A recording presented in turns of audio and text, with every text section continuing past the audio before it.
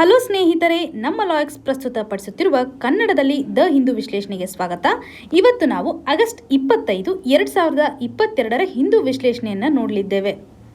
ಇವತ್ತಿನ ಸುದ್ದಿ ವಿಶ್ಲೇಷಣೆಗೂ ಮುಂಚೆ ಇರುವಂತಹ ಸ್ಮಾಲ್ ಅನೌನ್ಸ್ಮೆಂಟ್ ಅಂದರೆ Layak Shiksha 2.0 prelims cum mains test ಸೀರೀಸನ್ನು ಆಗಸ್ಟ್ 28ನೇ ತಾರೀಕಿನಂದು ಸ್ಟಾರ್ಟ್ ಮಾಡಲಿದ್ದು, ಈ ಒಂದು ಪ್ರೋಗ್ರಾಮಲ್ಲಿ ನಮ್ಮ ಯೂಟ್ಯೂಬಲ್ಲಿ ಯಾರು ಸಬ್ಸ್ಕ್ರಿಪ್ಷನನ್ನು ಪಡ್ಕೊಂಡಿದ್ದಾರಲ್ಲ, ನಮ್ಮ ಲಾಯಕ್ಸ್ ಬ್ಯಾಂಗ್ಳೂರು ಚಾನಲಲ್ಲಿ ಯಾರು ಮೆಂಬರ್ ಇದ್ದಾರಲ್ಲ ಅವ್ರಿಗೆ ಸ್ಪೆಷಲ್ ಕನ್ಸೆಷನನ್ನು ಕೊಡಲಾಗಿದೆ.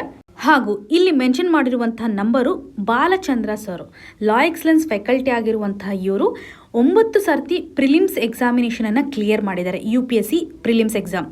ಸೊ ನಿಮಗೆ ಏನೇ ಕನ್ಸರ್ನ್ ಇದ್ರೂ ಸಹ ಪ್ರಿಲಿಮ್ಸ್ಗೆ ಸಂಬಂಧಪಟ್ಟಂತೆ ಇವ್ರಿಗೆ ಡೈರೆಕ್ಟಾಗಿ ಕಾಂಟ್ಯಾಕ್ಟ್ ಮಾಡ್ಬೋದು. ಸೊ ಇದೊಂದು ನಿಮಗೆ ಸದಾವಕಾಶ. ನೀವು ಯಾವುದಾದ್ರೂ ಸ್ಪೆಸಿಫಿಕಲಿ ಪ್ರಾಬ್ಲಮನ್ನು ಫೇಸ್ ಮಾಡ್ತಾ ಇದ್ದರೆ ಈ ನಂಬರ್ಗೆ ಕಾಂಟ್ಯಾಕ್ಟ್ ಮಾಡ್ಬೋದು, ಅವರು ಎನಿ ಟೈಮ್ ನಿಮಗೆ ಅವೈಲೇಬಲ್ ಇರ್ತಾರೆ.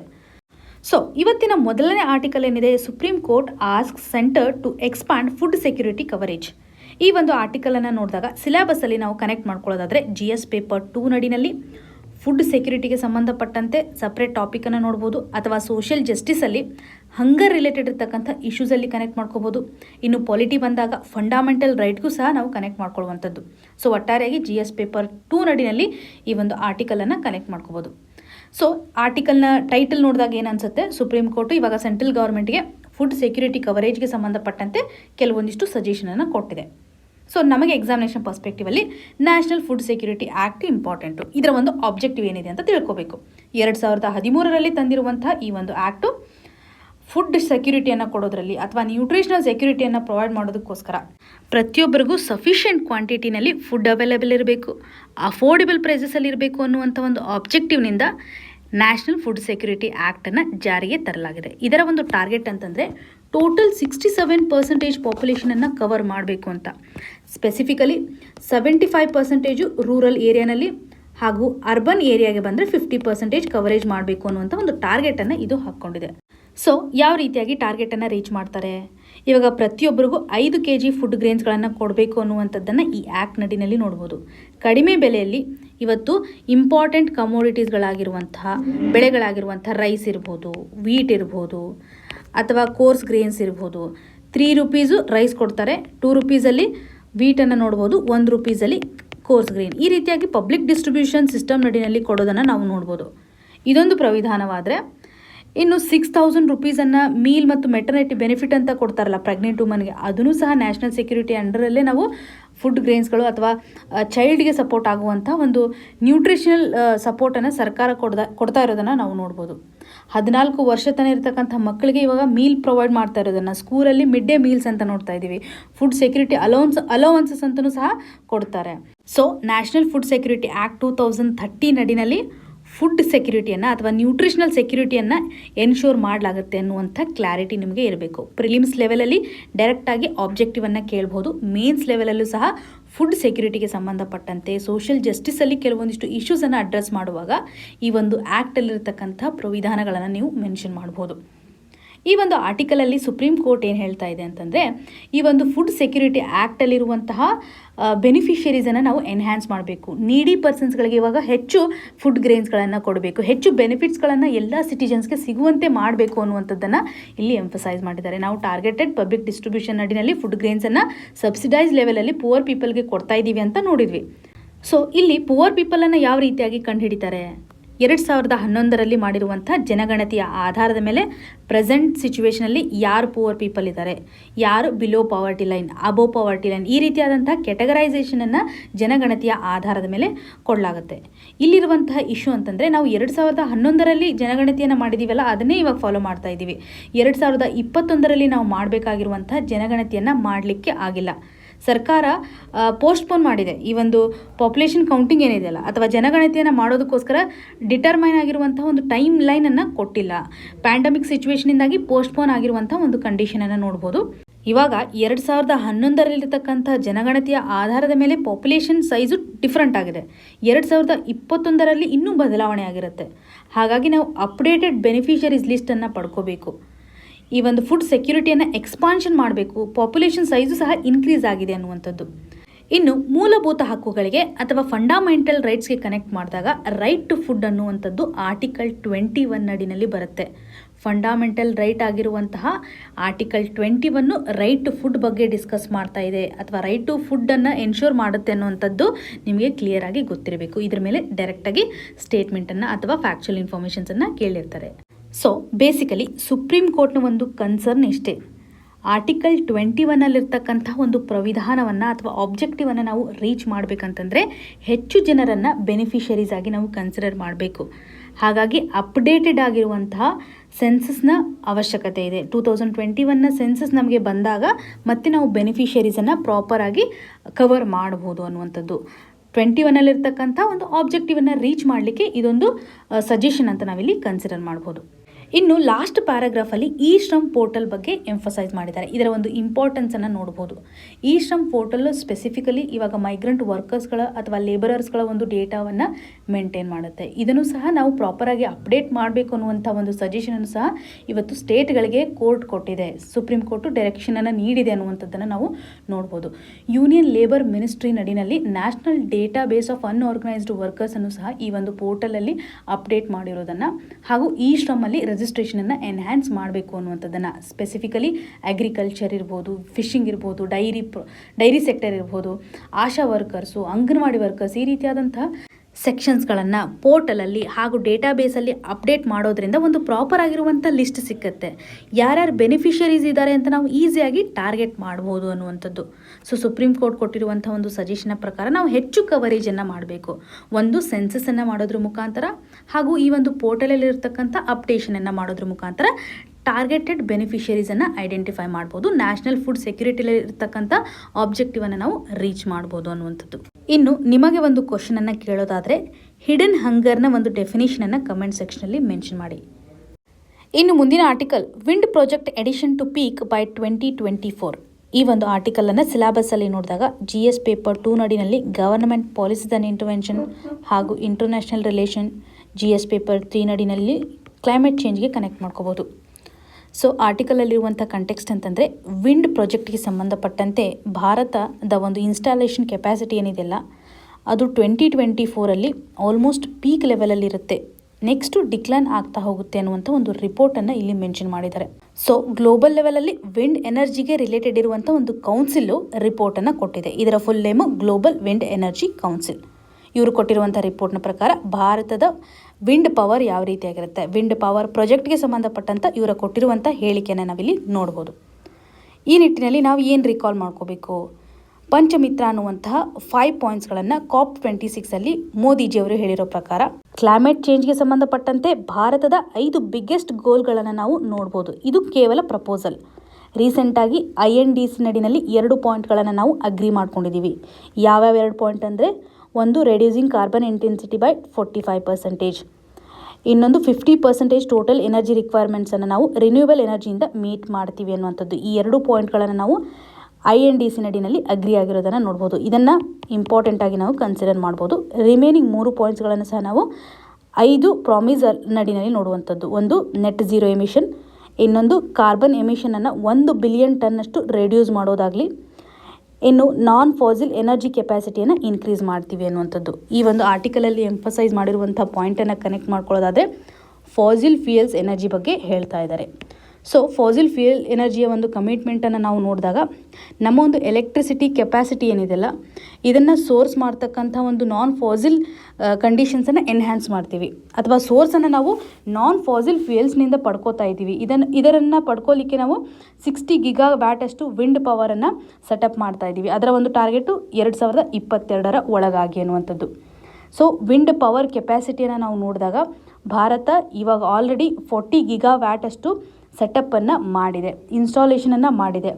ಹಾಗೂ ಭಾರತ 2017ರಿಂದ ವಿಂಡ್ ಇಂಡಸ್ಟ್ರಿ ಇನ್ಸ್ಟಾಲೇಷನನ್ನು ಕಡಿಮೆ ಮಾಡ್ತಾ ಬಂದಿದೆ ಅನ್ನುವಂಥದ್ದನ್ನು ಸಹ ಇಲ್ಲಿ ಎಂಫಸೈಸ್ ಮಾಡಿದ್ದಾರೆ.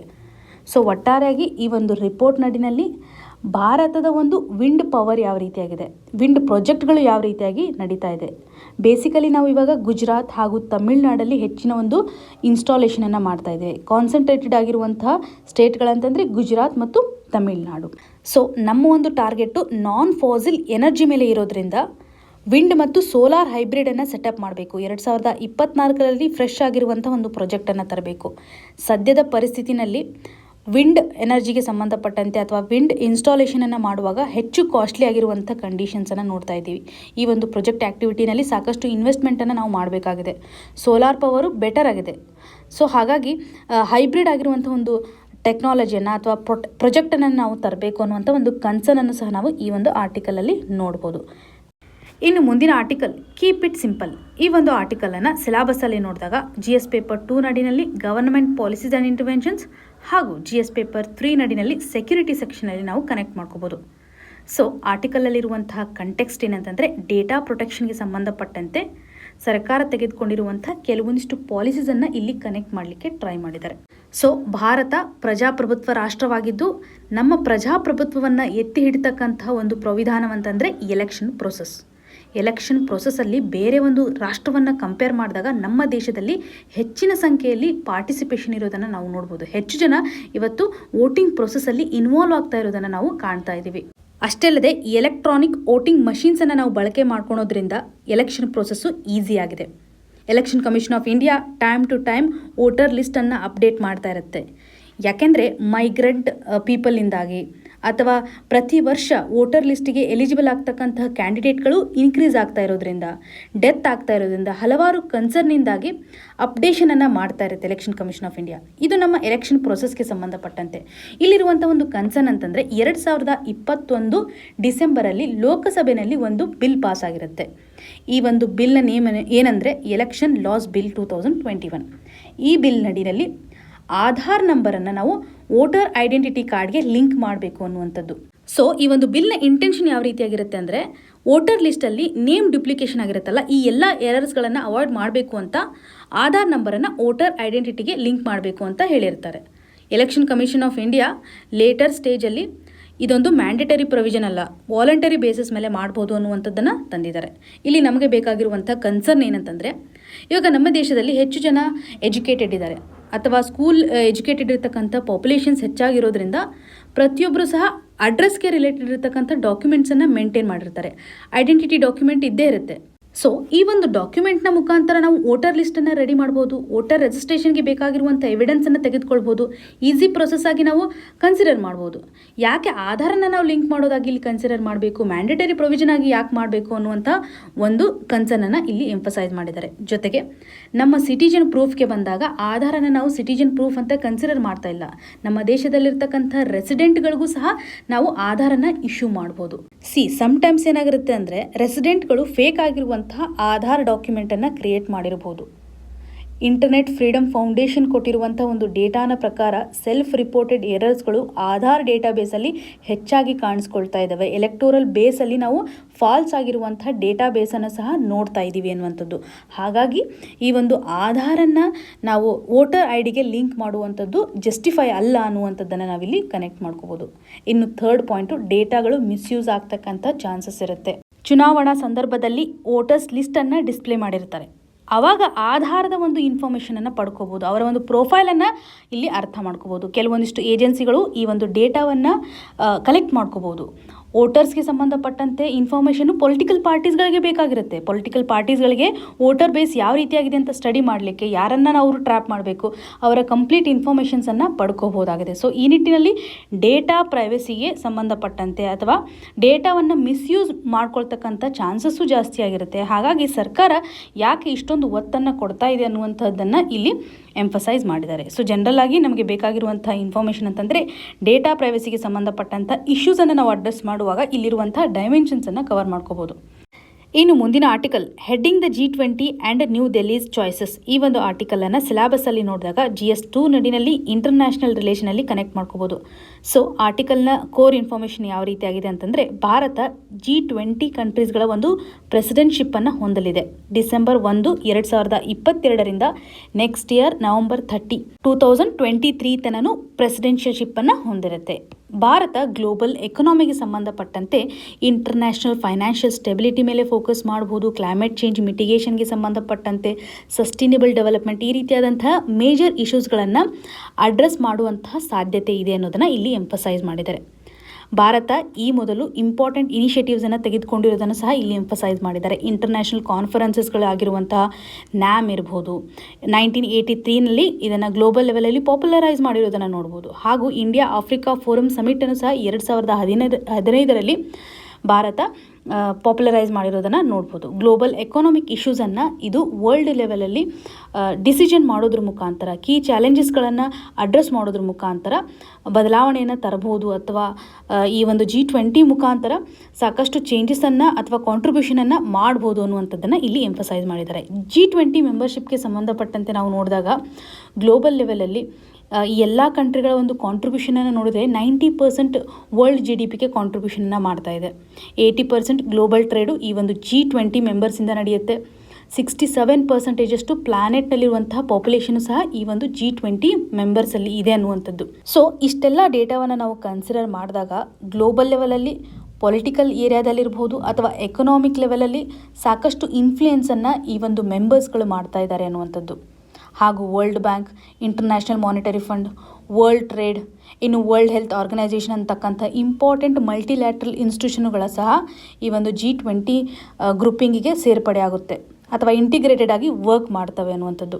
ಹಾಗೂ ಗ್ಲೋಬಲ್ ಲೆವೆಲಲ್ಲಿ ಫೈನಾನ್ಷಿಯಲ್ ಮತ್ತು ಎಕನಾಮಿಕ್ ಚಾಲೆಂಜಸ್ ಬಂದಾಗ G20 ಕಂಟ್ರೀಸ್ಗಳು ಅಥವಾ G20 ಗ್ರೂಪಿಂಗು ಸಾಕಷ್ಟು ಕಾಂಟ್ರಿಬ್ಯೂಷನನ್ನು ಮಾಡಿದೆ ಅಂತ ನೋಡ್ಬೋದು. ಗ್ಲೋಬಲ್ ಫೈನಾನ್ಷಿಯಲ್ ಕ್ರೈಸಿಸ್ ಸಂದರ್ಭ ಇರ್ಬೋದು, ಯೂರೋಝೋನ್ ಕ್ರೈಸಿಸ್ ಇರ್ಬೋದು, ಈ ರೀತಿಯಾದಂತಹ G20 ಇಂಪಾರ್ಟೆನ್ಸನ್ನು ಇಲ್ಲಿ ಎಂಫಸೈಸ್ ಮಾಡಲಿಕ್ಕೆ ಟ್ರೈ ಮಾಡಿದ್ದಾರೆ. ಗ್ಲೋಬಲ್ ಲೆವೆಲಲ್ಲಿ ಇರ್ತಕ್ಕಂಥ ಎಕನಾಮಿಗೆ ಅಥವಾ ಸ್ಟೆಬಿಲಿಟಿಗೆ ಯಾವ ರೀತಿಯಾಗಿ ಇನ್ಫ್ಲೂಯೆನ್ಸ್ ಮಾಡುತ್ತೆ ಅನ್ನೋದು. ಇವಾಗ ಭಾರತ ಪ್ರೆಸಿಡೆನ್ಶಿಪ್ಪನ್ನು ಹೊಂದ್ತಾ ಇದೆ. ಎಫೆಕ್ಟಿವ್ ಇನ್ಸ್ಟ್ರೂಮೆಂಟನ್ನು ಇದು ಯಾವ ರೀತಿಯಾಗಿ ತರುತ್ತೆ, ಗ್ಲೋಬಲ್ ಗವರ್ನೆನ್ಸನ್ನು ಇದು ಯಾವ ರೀತಿಯಾಗಿ ಕೊಡುತ್ತೆ, ಇದರ ಒಂದು ಐಡಿಯಾಸ್ಗಳು ಯಾವ ರೀತಿಯಾಗಿದೆ ಅನ್ನೋದನ್ನು 4 ಪಾಯಿಂಟಲ್ಲಿ ಇವರು ಎಂಫಸೈಸ್ ಮಾಡಿದ್ದಾರೆ. ಮೊದಲೇದಾಗಿ ಡಿಜಿಟಲ್ ರೆವಲ್ಯೂಷನನ್ನು ತರಬೇಕು. ರಿನ್ಯೂಯಬಲ್ ಎನರ್ಜಿಗೆ ಸಂಬಂಧಪಟ್ಟಂತೆ ಪ್ರಾಪರ್ ಆಗಿರುವಂಥ ಒಂದು ಸ್ಟ್ರಾಟಜಿಯನ್ನು ತರಬೇಕು. ಕ್ಲೈಮೇಟ್ ಚೇಂಜ್ಗೆ ಇದು ಹೆಚ್ಚು ಫೋಕಸನ್ನು ಮಾಡ್ತಾ ಇದೆ. ಅದರಲ್ಲೂ ಮ್ಯಾನುಫ್ಯಾಕ್ಚರಿಂಗ್ ಸೆಕ್ಟರ್ಗೆ ಬಂದಾಗ ಸೆಲ್ಫ್ ರಿಲಯನ್ಸ್ ಕಂಡೀಷನನ್ನು ತರಬೇಕು. ಗ್ಲೋಬಲ್ ವ್ಯಾಲ್ಯೂ ಚೈನನ್ನು ಇದು ಎನ್ಹ್ಯಾನ್ಸ್ ಮಾಡಬೇಕು, ರೀಶೇಪಿಂಗ್ ಮಾಡಬೇಕು ಅನ್ನುವಂಥದ್ದು. ಸೊ ಇಲ್ಲಿ ವ್ಯಾಕ್ಸಿನ ಒಂದು ಡಿಪ್ಲೊಮ್ಯಾಸಿನೂ ಸಹ ತೋರಿಸ್ಬೋದು. ಗ್ಲೋಬಲ್ ಲೆವೆಲಲ್ಲಿ ಒಂದು ಬ್ರ್ಯಾಂಡಿಂಗನ್ನು ಮಾಡ್ಬೋದು. ಭಾರತ ಇವಾಗ ರೀಸೆಂಟಾಗಿ ಕೋವಿಡ್ಗೆ ಸಂಬಂಧಪಟ್ಟಂತೆ ಸಾಕಷ್ಟು ಅಚೀವ್ಮೆಂಟನ್ನು ತೋರಿಸಿದೆಯಲ್ಲ, ಇದನ್ನು ಗ್ಲೋಬಲ್ ಲೆವೆಲ್ ಬ್ರ್ಯಾಂಡಿಂಗ್ ಮಾಡಲಿಕ್ಕೆ ಒಂದು ಅಪಾರ್ಚುನಿಟಿ ಸಿಕ್ಕುತ್ತೆ ಅನ್ನುವಂಥ ಒಂದು ಪಾಯಿಂಟನ್ನು ಸಹ ನೋಡ್ಬೋದು. ಸೊ ಡೊಮೆಸ್ಟಿಕ್ ಸಕ್ಸಸ್ನ ಜೊತೆಗೆ ನಾವು ಗ್ಲೋಬಲ್ ಲೆವೆಲಲ್ಲಿರ್ತಕ್ಕಂಥ ವ್ಯಾಲ್ಯೂ ಚೈನನ್ನು ಎನ್ಹ್ಯಾನ್ಸ್ ಮಾಡಬೇಕು. ಕಾಂಟಿನೆಂಟಲ್ ಸ್ಕೇಲನ್ನು ನಾವು ಇನ್ಕ್ರೀಸ್ ಮಾಡಬೇಕು. ಜೊತೆಗೆ ಟೂರಿಸಂ ಮೇಲೆ ಫೋಕಸ್ ಮಾಡಬೇಕು, ಇನ್ವೆಸ್ಟ್ಮೆಂಟನ್ನು ಹೆಚ್ಚು ಮಾಡಬೇಕು, ಇನ್ಫ್ರಾಸ್ಟ್ರಕ್ಚರ್ ಮೇಲೆ ಫೋಕಸ್ ಮಾಡಬೇಕು ಅನ್ನುವಂಥದ್ದನ್ನು ಮೊದಲ ಪಾಯಿಂಟಲ್ಲಿ ಕವರ್ ಮಾಡಿದ್ದಾರೆ. ಇನ್ನು ಸೆಕೆಂಡ್ ಪಾಯಿಂಟಲ್ಲಿ ಗ್ಲೋಬಲ್ ಲೆವೆಲಲ್ಲಿ ಡೆಮೋಕ್ರಸಿಯನ್ನು ಹೊಂದಿರತಕ್ಕಂಥ ಕಂಟ್ರಿಗಳು ಹಾಗೂ ಇಂಪಾರ್ಟೆಂಟ್ ಎಕಾನಮಿಕ್ ಕಾಂಟ್ರಿಬ್ಯೂಟರ್, ಪವರ್ಫುಲ್ ಆಗಿರುವಂಥ ಎಕಾನಮಿಕ್ ಕಾಂಟ್ರಿಬ್ಯೂಷನನ್ನು ಮಾಡ್ತಿರುವಂಥ ಕಂಟ್ರಿಗಳಂತಂದರೆ ಇಂಡೋನೇಷ್ಯಾ, ಇಂಡಿಯಾ, ಬ್ರೆಜಿಲ್ ಹಾಗೂ ಸೌತ್ ಆಫ್ರಿಕಾ. ಸೊ ಭಾರತದ ಒಂದು ಪ್ರೆಸಿಡೆನ್ಸಿಯಿಂದಾಗಿ ಎಲ್ಲ ಮೆಂಬರ್ಸ್ಗಳಲ್ಲೂ ಸಹ ಒಂದು ಸಾಲಿಡಾರಿಟಿಯನ್ನು ತರಬಹುದು. ಈ ಒಂದು ಡೆಮೋಕ್ರಸಿಯನ್ನು ಪ್ರಮೋಟ್ ಮಾಡ್ಬೋದು. ಇದೊಂದು ಗ್ರೇಟರ್ ಅಪಾರ್ಚುನಿಟಿ ಆಗಿದೆ ಅಥವಾ ರೇರ್ ಅಪಾರ್ಚುನಿಟಿ ಆಗಿದೆ ಅನ್ನುವಂಥದ್ದನ್ನು ನಾವು ನೋಡ್ಬೋದು. ಬೇಸಿಕಲಿ ಈ ಪ್ರಜಾಪ್ರಭುತ್ವದ ತತ್ವಗಳನ್ನು ನಾವು ಮೆಂಬರ್ ಕಂಟ್ರೀಸ್ಗಳಲ್ಲಿ ಅಥವಾ ಗ್ಲೋಬಲ್ ಲೆವೆಲಲ್ಲಿ ಸ್ಪ್ರೆಡ್ ಮಾಡ್ಬೋದು ಅನ್ನುವಂಥದ್ದನ್ನು ಇಲ್ಲಿ ಹೇಳಲಿಕ್ಕೆ ಟ್ರೈ ಮಾಡಿದ್ದಾರೆ. ಇನ್ನು ಥರ್ಡ್ ಪಾಯಿಂಟಲ್ಲಿ IBSA ಅನ್ನುವಂಥ ಒಂದು ಗ್ರೂಪಿಂಗ್ ನಡಿನಲ್ಲಿ 3 ಮೆಂಬರ್ಸ್ಗಳಿದ್ದಾವೆ, ಇಂಡಿಯಾ, ಬ್ರೆಜಿಲ್ ಮತ್ತು ಸೌತ್ ಆಫ್ರಿಕಾ. ಈ 3 ಮೆಂಬರ್ಗಳು ಪ್ರೆಸಿಡೆಂಟ್ಶಿಪ್ಪನ್ನು ಯಾವ ರೀತಿಯಾಗಿ ಹೊಂದಿದೆ ಅಂತಂದರೆ, ಭಾರತ ಇವಾಗ ಪ್ರೆಸಿಡೆಂಟ್ಶಿಪ್ಪನ್ನು ಹೊಂದಿರುತ್ತೆ. ನೆಕ್ಸ್ಟ್ ಇಯರ್ ಬ್ರೆಜಿಲ್, ಅದರ next year South Africa.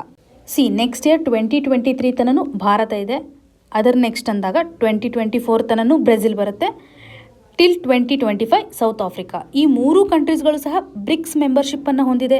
So Jio politically ಒಂದು ಪ್ರೆಷರನ್ನು ಬ್ರಿಕ್ಸ್ ಕಂಟ್ರಿ ಮೇಲೆ ಈ ಒಂದು ಫಾರಮ್ ಕ್ರಿಯೇಟ್ ಮಾಡ್ಬೋದು ಅಥವಾ ಈ ಒಂದು ಪ್ರೆಸಿಡೆನ್ಸಿ ಕ್ರಿಯೇಟ್ ಮಾಡ್ಬೋದು. IBSA ಅನ್ನುವಂಥ ಮೆಂಬರ್ಶಿಪ್ಪನ್ನು ಹೊಂದಿರುವಂಥ ಭಾರತ, ಬ್ರೆಜಿಲ್ ಹಾಗೂ ಸೌತ್ ಆಫ್ರಿಕಾ, ಈ 3 ಕಂಟ್ರಿಗಳು ಸಹ ಕಂಟಿನ್ಯೂಸ್ಲಿ ಆಗ್ತಾ ಇರೋದ್ರಿಂದ ಗ್ಲೋಬಲ್ ಸೌತ್ ರೀಜನಲ್ಲಿ ಹೆಚ್ಚಿನ ಒಂದು ಪ್ರಯಾರಿಟಿಯನ್ನು ಕೊಡಬಹುದು. ಇದು ಜಿಯೋ ಪೊಲಿಟಿಕಲಿ ಒಂದು ಇಂಪಾರ್ಟೆನ್ಸನ್ನು ತೋರಿಸ್ತಾ ಇದೆ ಅನ್ನುವಂಥದ್ದು. ಇನ್ನು 4ನೇ ಪಾಯಿಂಟಲ್ಲಿ ನಾವು ನೋಡಿದಾಗ ಭಾರತ ಯಾವ ರೀತಿಯಾಗಿ ಗ್ಲೋಬಲ್ ಡಿಪ್ಲೊಮೆಸಿಯನ್ನು ಇಲ್ಲಿ ತೋರಿಸ್ಬೇಕು. ಯುನೈಟೆಡ್ ಸೆಕ್ಯೂರಿಟಿ ಕೌನ್ಸಿಲ್ನ ಮೆಂಬರ್ಶಿಪ್ಪನ್ನು ನೋಡಿದಾಗ 5 ಪರ್ಮನೆಂಟ್ ಮೆಂಬರ್ಸನ್ನು ನೋಡ್ತೀವಿ. ಭಾರತ ಇದರ ಒಂದು ಮೆಂಬರ್ಶಿಪ್ಪನ್ನು ಹೊಂದಿಲ್ಲ. ಇವಾಗ ಗ್ರೂಪಿಂಗ್ನ ಒಂದು ಪ್ರೆಸಿಡೆನ್ಸ್ ಆಗಿ ಯಾವ ರೀತಿಯಾದಂಥ ಡಿಸಿಷನನ್ನು ತೆಗೆದುಕೊಳ್ಬೇಕು, 5 ಪರ್ಮನೆಂಟ್ ಮೆಂಬರ್ ಕಂಟ್ರೀಸ್ಗಳನ್ನು ಸ್ಯಾಟಿಸ್ಫೈ ಮಾಡ್ತಕ್ಕಂಥ ಸಿಚುವೇಶನ್ಸ್ ಬರ್ಬೋದು. G7 ಗ್ರೂಪಿಂಗ್ ಅಂಡರಲ್ಲೂ ಸಹ ಇದು ಡಿಪ್ಲೊಮ್ಯಾಸಿಯನ್ನು ತೋರಿಸಬೇಕು. ಬ್ರಿಕ್ಸ್ಗೆ ಸಂಬಂಧಪಟ್ಟಂಥ ಕನ್ಸರ್ನನ್ನು ಸಹ ಇಲ್ಲಿ ಅಡ್ರೆಸ್ ಮಾಡಬೇಕು. ಈ ರೀತಿಯಾದಂಥ ಹಲವಾರು ಮಲ್ಟಿಲ್ಯಾಟ್ರಲ್ ಗ್ರೂಪಿಂಗ್ಗೆ ಸಂಬಂಧಪಟ್ಟಂಥ ಚಾಲೆಂಜಸನ್ನು ಇದು ಅಡ್ರೆಸ್ ಮಾಡಬೇಕು. ಇದರ ಒಂದು ಅಪ್ರೋಚು ಇವತ್ತು ಹ್ಯೂಮನ್ ಸೆಂಟ್ರಿಕ್ ಸೊಲ್ಯೂಷನ್ ಆಗಿರಬೇಕು. ಗ್ಲೋಬಲ್ ಇಶ್ಯೂಸ್ಗಳು ಇವತ್ತು ಹ್ಯೂಮನ್ ಸೆಂಟ್ರಿಕ್ ಆಗಿರಬೇಕು, ಇನ್ಕ್ಲೂಸಿವ್ ಅಪ್ರೋಚ್ ಇರಬೇಕು ಅನ್ನುವಂಥದ್ದನ್ನು ಎಂಫಸೈಸ್ ಮಾಡಲಿಕ್ಕೆ ಟ್ರೈ ಮಾಡಿದ್ದಾರೆ. ಭಾರತ ಈ ಎಲ್ಲ ಗ್ರೂಪಿಂಗ್ಗಳ ಜೊತೆಗೆ ಒಂದು ಸಮಾಧಾನಕರ ಆಗಿರುವತಕ್ಕಂಥ ಅಥವಾ ಸ್ಯಾಟಿಸ್ಫೈಡ್ ಆಗಿರತಕ್ಕಂಥ ಡಿಪ್ಲೊಮೆಸಿಯನ್ನು ತೋರಿಸಬೇಕು. ಜೊತೆಗೆ ಹ್ಯೂಮನ್ ಸೆಂಟ್ರಿಕ್ ಸೊಲ್ಯೂಷನ್ ಅಪ್ರೋಚನ್ನು ಇಲ್ಲಿ ತರಬೇಕು. ಗ್ಲೋಬಲ್ ಇಶ್ಯೂಸನ್ನು ಯಾವ ರೀತಿಯಾಗಿ ಅಡ್ರೆಸ್ ಮಾಡ್ಬೋದು ಅನ್ನುವಂಥದ್ದನ್ನು 4ನೇ ಪಾಯಿಂಟಲ್ಲಿ ಹೇಳಿದ್ದಾರೆ. ಸೊ ಭಾರತ ಮೊದಲನೇ ಪಾಯಿಂಟಲ್ಲಿ ನಾವು ಡಿಸ್ಕಸ್ ಮಾಡಿದ್ವಿ ಯಾವ ರೀತಿಯಾಗಿ ಡೆವಲಪ್ಮೆಂಟ್ ಲೆವೆಲಲ್ಲಿ ಫೋಕಸ್ ಮಾಡ್ತಾ ಇದೆ, ಇನ್ಫ್ರಾಸ್ಟ್ರಕ್ಚರ್ಗೆ ಸಂಬಂಧಪಟ್ಟಂತೆ ಅಥವಾ ನಮ್ಮ ಒಂದು ಡೊಮೆಸ್ಟಿಕ್ ಸಕ್ಸಸ್ ಮೇಲೂ ಸಹ ಫೋಕಸ್ ಮಾಡುವಂತೆ ಗ್ಲೋಬಲ್ ಎಕನಾಮಿಗೆ ಯಾವ ರೀತಿಯಾದಂಥ ಕಾಂಟ್ರಿಬ್ಯೂಷನನ್ನು ಮಾಡ್ತಾ ಇದೆ ಅನ್ನುವಂಥದ್ದು. ಇನ್ನು ಡೆಮೋಕ್ರಸಿಗೆ ಸಂಬಂಧಪಟ್ಟಂತೆ ಇನಿಷಿಯೇಟಿವ್ಸನ್ನು ತರಬಹುದು. ಜೊತೆಗೆ ಮೆಂಬರ್ಶಿಪ್ಪನ್ನು ನಾವು ನೋಡಿದ್ವಿ. IBSA ಮೆಂಬರ್ಸ್ಗಳು ಯಾವ ರೀತಿಯಾಗಿ ಕಂಟಿನ್ಯೂಷನ್ ಆಗುತ್ತೆ ಮತ್ತು ಯಾವ ರೀತಿಯಾದಂಥ ಪ್ರಯಾರಿಟಿಯನ್ನು ಕೊಡುತ್ತೆ ಅಂತ 4ನೇ ಪಾಯಿಂಟಲ್ಲಿ ಯಾವ ರೀತಿಯಾಗಿ ಇದು ಸ್ಯಾಟಿಸ್ಫೈ ಮಾಡಬೇಕು, ಗ್ಲೋಬಲ್ ಗ್ರೂಪಿಂಗ್ಸ್ಗಳನ್ನು ಯಾವ ರೀತಿಯಾಗಿ ಸ್ಯಾಟಿಸ್ಫೈ ಮಾಡಬೇಕು ಮತ್ತು ಡಿಪ್ಲೊಮ್ಯಾಟಿಕ್ ಆಗಿರಬೇಕು ಅನ್ನುವಂಥ ಪಾಯಿಂಟ್ಸನ್ನು ನಾವು ಮೇನ್ಸ್ ಲೆವೆಲಲ್ಲಿ ಬಳಕೆ ಮಾಡ್ಕೋಬೋದು. ಇವತ್ತು ಡಿಸ್ಕಸ್ ಮಾಡಿರುವಂತಹ ಎಲ್ಲ ಆರ್ಟಿಕಲ್ಸ್ಗಳು ನಿಮಗೆ ನೀಟಾಗಿ ಅರ್ಥ ಆಗಿದೆ ಅಂತ ಭಾವಿಸ್ತಾ ಇದ್ದೀನಿ. ನಿಮ್ಗೆ ಏನೇ ಕನ್ಸರ್ನ್ ಇದ್ರೂ ಸಹ ಕಮೆಂಟ್ ಸೆಕ್ಷನಲ್ಲಿ ಮೆನ್ಷನ್ ಮಾಡಿ ಅಂತ ಹೇಳ್ತಾ ಆಲ್ ದಿ ವೆರಿ ಬೆಸ್ಟ್. ಧನ್ಯವಾದಗಳು.